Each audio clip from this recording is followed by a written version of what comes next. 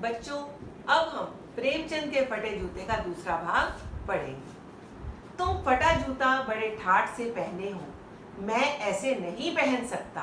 Photo तो जिंदगी भर इस तरह नहीं खिंचाऊं, चाहे कोई जीवनी बिना फोटो के ही छाप दे। अब यहाँ पर जो लेखक हैं वो प्रेमचंद से मनी मन बात कर रहे हैं कि तुमने तो ये फटा हुआ जूता बहुत ठाठ से बड़े आराम से पहना हुआ है, लेकिन मैं ऐसे नहीं पहन सकता। और इस तरह से फोटो तो बिल्कुल भी ना खिंचवाऊं, चाहे कोई मेरी जीवनी बिना मेरी फोटो के ही छाप दे। तुम्हारी यह व्यंग्य मुस्कान मेरे हौसले पस्त कर देती है। हौसले पस्त करना, हरा देना। क्या मतलब है इसका? कौन सी मुस्कान है ये है? क्या होरी का गोदान हो गया? अब यहाँ कुछ प्रेमचंद के द्वारा लिखी गई जो कहानियां हैं उनके चरित्रों की और उनके बारे में बात की गई है कि तुम्हारी ये जो मुस्कान है ये कौन सी मुस्कान है। क्या पूस की रात में नील गाय हल्कू का खेत चर गई? क्या सुजान भक्त का लड़का मर गया क्योंकि डॉक्टर क्लब छोड़कर नहीं आ सकते? नहीं, मुझे लगता है माधो औरत के कफन के चंदे की शराब पी गया, वही मुस्कान मालूम होती है। मैं तुम्हारा जूता फिर देखता हूँ, कैसे फट गया यह मेरी जनता के लेखक। जनता, जनता कहते हैं लोगों को, और लेखक जो कि कोई भी चीज लिखता है। अब यहाँ पर जो हरिशंकर परसाई हैं वो प्रेमचंद से बात कर रहे हैं कि तुमने तो बड़े ही आराम से फटा जूता पहन लिया, मैं ऐसा जूता अपनी जिंदगी में कभी भी नहीं पहन सकता, और फिर फोटो तो बिल्कुल भी नहीं खिंचवा सकता। क्या बहुत चक्कर काटते रहे? क्या बनिए के तगादे से बचने के लिए मील 2 मील का चक्कर लगाकर घर लौटते थे? अब यहाँ पर लेखक कह रहा है कि क्या तुम बहुत लंबे रास्ते से बचकर आते थे? क्या कोई बनिया था जो बार बार तुमसे आग्रह करता था पैसे देने का, जो तुम उससे बचकर घर आते थे? चक्कर लगाने से जूता फटता नहीं है, घिस जाता है। कुंभन दास का जूता भी फतेहपुर सीकरी आने जाने में घिस गया था, उसे बड़ा पछतावा हुआ। उसने कहा, आवत जात पनैया घिस गई, बिसर गयो हरि नाम। अब यहाँ पर हरिशंकर परसाई जो लेखक हैं उन्होंने कहा कि अगर तुम ज्यादा चलकर भी आते थे, 1-2 मील का चक्कर भी लगाकर आते थे, तो भी चक्कर लगाने से जूता कभी फटता नहीं है, वो तो घिस जाता है। और फिर एक उदाहरण दिया कि जो कुंभन दास था वो हर रोज फतेहपुर सीकरी जाता था, और फिर वहां जाने से क्या हुआ, उसका भी जूता घिस गया, और फिर वो बहुत पछता कर बोला कि आने जाने में ही मेरी तो ये जो चप्पल थी वो घिस गई, और चप्पल के घिस जाने से मैं भगवान का नाम भूल गया। अब यहाँ पर बनिए का जो तगादा है वो इस एक मजाक के रूप में कहा गया कि क्या कोई ऐसा बनिया था जिससे तुम सामान लेते रहे और जो तुम्हें पैसे जल्दी देने का आग्रह करता रहा या जोर डालता रहा? अगर ऐसा भी था, तुम उससे बचते भी रहे, तो भी जूता फट नहीं सकता था, सिर्फ घिस सकता था। और जो कि तुम्हारा तो जूता फटा हुआ है, तो तुम किस तरह से अपने आप को यहाँ बचाना चाहते हो? तो तुम क्या अपने इस फटे हुए जूते की कहानी लोगों को दिखाना चाहते हो?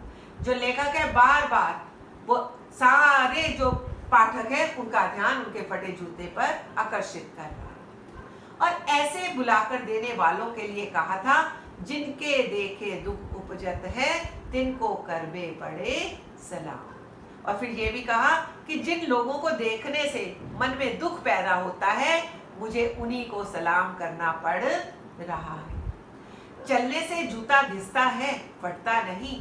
तुम्हारा जूता कैसे फट गया? मुझे लगता है तुम किसी सख्त चीज को ठोकर मारते रहे हो। कोई चीज जो परत दर परत सदियों से जम गई है, उसे शायद तुमने ठोकर मार मार कर अपना जूता फाड़ लिया। कोई टीला जो रास्ते पर खड़ा हो गया था, उस पर तुमने अपना जूता आजमाया। अब फिर से लेखक यही कह रहा है कि लगता है कि तुम जो हो किसी एक सख्त चीज को, कठोर चीज को बार बार ठोकर मारते रहे, और वही ठोकर मारने से तुमने अपना जूता फाड़ लिया। और मानो कोई रास्ते में कोई टीला था, कोई ऊंची जगह थी जिस पर तुम्हारा जूता बार बार ठोकर मारने से तुम्हारा जूता फट गया। अब यहाँ जो टीला शब्द है उसके द्वारा लेखक बता रहा है हमारे समाज के अंदर जो बुराइयां कुरीतियां सदियों से चली आ रही हैं, शायद प्रेमचंद ने उन्हीं कुरीतियों का विरोध करना चाहा होगा और उनका जूता फट गया। ये टीले के माध्यम से एक और संदेश भी दिया गया है, तुम उसे बचाकर उसके बगल से भी तो निकल सकते थे। अब लेखक कह रहा है कि अगर कोई टीला कोई ऊंची जगह पथरीली जगह आ भी गई थी तो तुम उसके ऊपर जूता ना मार के उसकी दूसरी तरफ से भी तो जा सकते थे। टीलों से समझौता भी तो हो जाता है। सभी नदियां पहाड़ थोड़े ही फोड़ती हैं कि अगर कोई नदी बह रही है और रास्ते में पत्थर आ जाए तो वो पत्थर थोड़ी तोड़ेगी, वो अपना रास्ता बदल लेगी। ऐसे ही अगर कोई सामाजिक कुरीति जो सदियों से चली आ रही थी रास्ते में आ भी गई तो तुम उनके साथ समझौता भी तो कर सकते थे। कोई रास्ता बदलकर घूमकर भी तो चली आती है। तुम समझौता कर नहीं सकी। क्या तुम्हारी भी वही कमजोरी थी जो होरी को ले डूबी? अब जो होरी है ये भी एक चरित्र रहा है प्रेमचंद की कहानियों का। वही नेम धर्म वाली कमजोरी, नेम धर्म उसकी भी जंजीर थी। अब यहाँ पर बताया गया कि जैसे होरी ने अपनी नेम धर्म को, अपनी मर्यादाओं को नहीं छोड़ा, अपनी दिनचर्या को नहीं छोड़ा, वैसे भी तुम भी उसी का पालन करते रहे हो। मगर तुम जिस तरह मुस्कुरा रहे हो उससे लगता है कि शायद नेम धर्म तुम्हारा बंधन नहीं था, तुम्हारी मुक्ति थी, कि तुम भी होरी की तरह ही अपने नेम धर्म का पालन करते रहे और वही तुम्हारा जो बंधन ना बनकर तुम्हारी मुक्ति बन गई। अब यहाँ पर लेखक कह रहा है कि रास्ते में अगर कोई कठोर चीज है, मानो कोई और मुसीबतें भी आ गई हैं, तो उन कठिनाइयों का सामना करना चाहिए या उनसे हम बचकर भी तो जा सकते हैं। उनके वजह से अपने जूता उसका ऊपर अजमाकर जूते को पड़ना नहीं चाहिए। जैसे कि जो नदियां हैं पहाड़ आ जाने से वो पहाड़ को फोड़ती नहीं, अपना रास्ता बदल कर चली जाती है। अब यहाँ ये भी एक संदेश देना चाहा है कि प्रेमचंद ने समाज को जितनी भी बुराइयां थी उस समय की, चाहे गरीबी हो, अन्याय हो, शोषण हो या कोई भी और कुरीति, दहेज प्रथा की, सूदखोरी हो, इन सब से मुक्त करवाने का प्रयत्न किया था, क्योंकि वो रास्ता बदलकर नहीं, रास्ता बनाकर चलना चाहते थे। और वही जो सदियों की चली आ रही कुरीतियां थी उन्हीं के साथ टकराट लेते लेते मानो उनका जूता फट गया।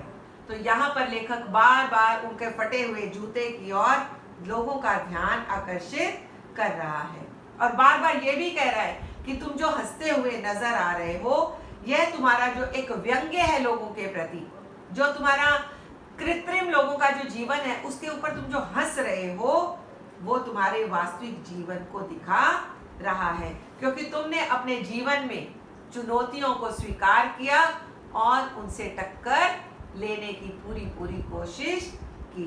तुमने कभी भी अपने आप को पीछे ले जाना मंजूर नहीं किया।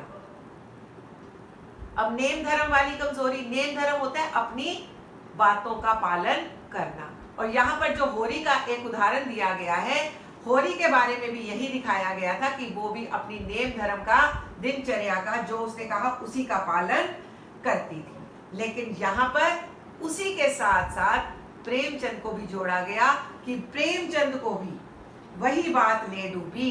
प्रेमचंद का भी जूता उसी वजह से फटा, जैसे वो अपनी नेम धर्म का पालन करती थी, वैसे ही प्रेमचंद ने भी अपनी नेम धर्म का पालन किया और हर चीज का पुरजोर विरोध किया, खुलकर संघर्ष किया और लोगों की कभी भी परवाह नहीं की।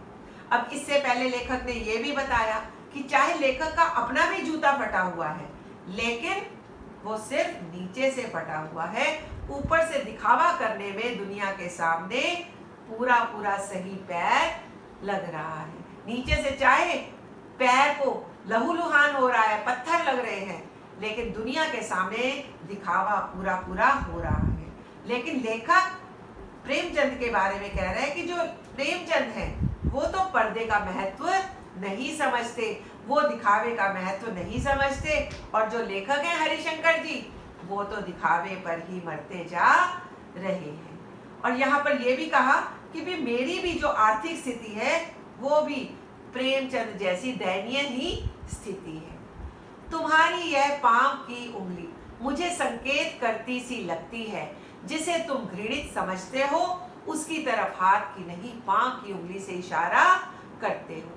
अब यहाँ पर लेखक कह रहे हैं कि हो सकता है ये जो तुम्हारे पैर का अंगूठा है, ये जिन लोगों को तुम घृणा के योग्य समझते हो और हाथ से इशारा नहीं कर पाते, इस पैर की उंगली से उनकी ओर इशारा कर रहे हो।